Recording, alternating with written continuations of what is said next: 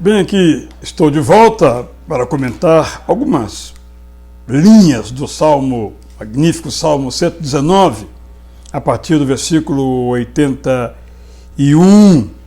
Leio então o verso 82. Os meus olhos esmorecem de tanto esperar por tua promessa, e pergunto, quando me consolarás? O que é a Bíblia, senão também uma coletânea de promessas? Deus nos promete, ao longo de toda a Bíblia, nos confortar, nos consolar. Tanto é que Jesus Cristo enviou, ao ter partido, o seu Espírito, cuja finalidade era paráclito, de consolo, de conforto, ministrar paz e esperança. Nós podemos, às vezes, nos sentir como o salmista, esmorecidos, cansados de esperar que a promessa aconteça.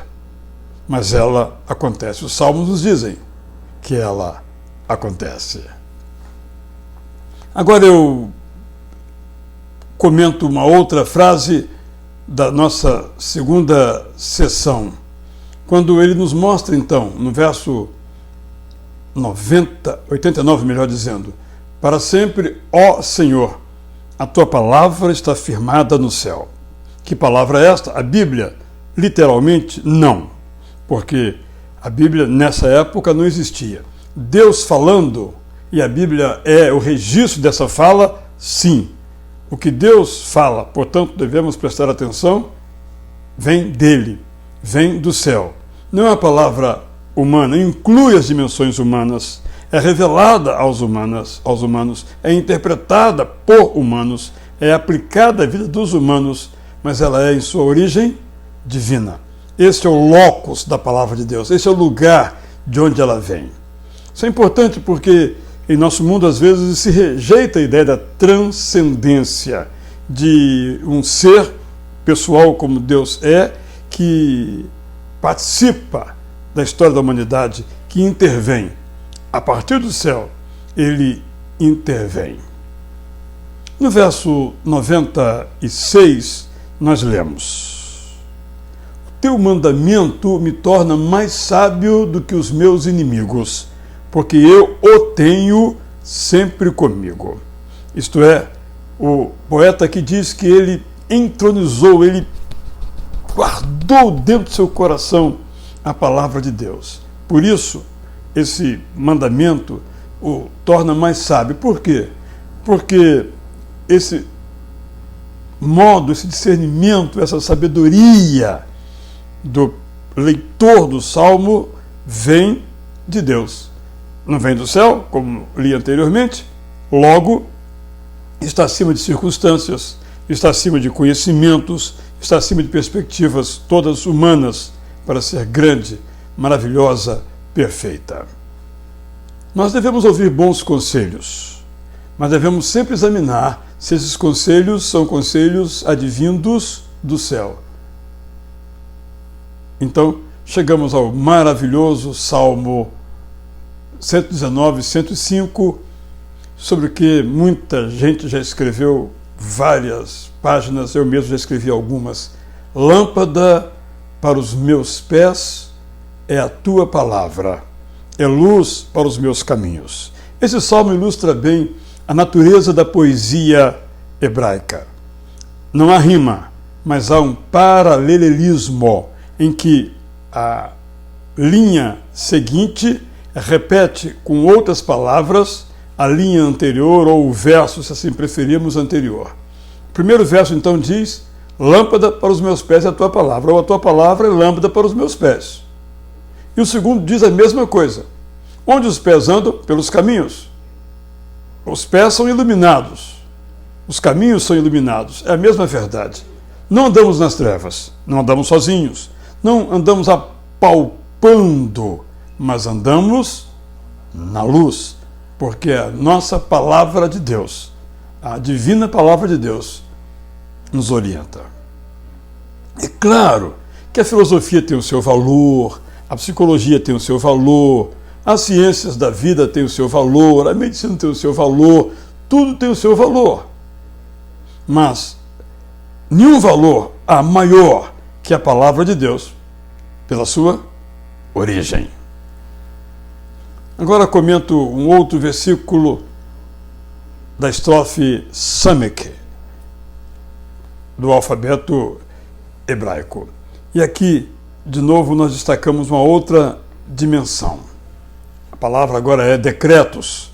Sustenta-me, podemos acrescentar Senhor, Salmo 119, verso 117, e serei salvo, e sempre atentarei para os teus decretos. Toda a teologia e a psicologia hebraica é redigida, erigida, cingida em torno do pacto. Pacto duplo, pacto bilateral. Aqui então temos uma demonstração disso. Senhor, o Senhor me sustenta, ao me sustentar eu serei salvo, e a partir daí então eu atentarei para os teus decretos. Aqui uma dimensão da graça. Primeiro a graça da salvação, depois a santidade, a obediência. Aqui também, nesse versículo, podemos ver esse lampejo. Os decretos de Deus, quando atentamos para eles, tendo sido já salvos, nós temos sabedoria de vida, santidade, plenitude para viver. Por que então não obedecer? Por que então não crer? Por que então não levar a sério esses decretos de Deus? O verso seguinte diz que os ímpios não seguem esses decretos porque preferem seguir a sua própria astúcia. Nós, porém, que somos salvos não por nosso mérito, mas pela bondade amorosa de Jesus Cristo, podemos então atentar para esses decretos, buscar fazer esses decretos, obedecer esses decretos, aplicar esses decretos. De novo, eu mencionei a perspectiva do pacto. Ele aparece aqui no verso 121. Tenho praticado juízo e justiça. Não me entregues aos meus opressores. Vocês se lembram quando nós lemos o livro de Neemias, que volta e meia ele faz a seguinte oração: Senhor, lembra de mim. Mais ou menos aqui é o que está dizendo o poeta. Senhor, só olha para mim e vê que eu procuro ser justo, eu procuro ser correto. Não permita que, como prêmio de minha justiça, de meu esforço por fazer o que é justo, os opressores me pisem, os opressores me amaldiçoem, os opressores me prejudiquem, porque eu sou alguém que segue o Senhor. Então, repito, uma dimensão muito própria da teologia hebraica, a dimensão do pacto. Hoje nós sabemos que nós não fazemos as coisas para que então não caímos na opressão, mas também sabemos, é importante, que quando praticamos a justiça e o juízo, nós colhemos bons frutos. Pode ser que momentaneamente os opressores nos vençam, mas é momentaneamente, porque nós somos mais do que vencedores por meio de Jesus Cristo, aquele que foi entregue por nós, não foi poupado para o nosso bem. Agora, na letra P, no versículo 129, nós temos a palavra testemunhos. É outro sinônimo entre aquelas palavras-chave. Maravilhosos são os teus testemunhos. Maravilhoso é aquilo que o Senhor fala. Maravilhoso é aquilo que o Senhor diz. Então, como isso é maravilhoso, a minha alma os observa, que é a ideia da meditação. Minha alma medita, reflete nos seus testemunhos que são narrados ao longo da palavra de Deus, a Bíblia Sagrada, como nós a temos nos dias de hoje.